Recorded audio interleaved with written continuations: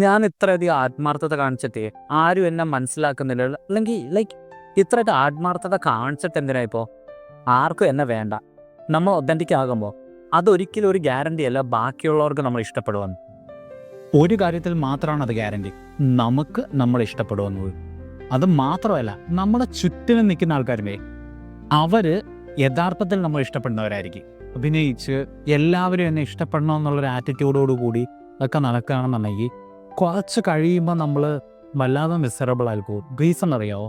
ഈ ബാക്കിയുള്ളവരുടെ ഇഷ്ടം ശരിക്കും നമ്മളോടല്ലെന്നും നമ്മൾ കാണിക്കുന്ന വേറെ ഒരു അഭിനയത്തോടാണെന്നുള്ളത് ഉള്ളിൻ്റെ ഉള്ളിൽ നമുക്ക് ബോധം ഉണ്ടാവും. അതുകൊണ്ട് തന്നെ അറിയാതെ എങ്കിലും ഉള്ളിൽ നമുക്ക് ആ തിരിച്ചറിവ് വരും, എന്നെ യഥാർത്ഥത്തിൽ ആർക്കും ഇഷ്ടമല്ല എന്നുള്ളത്.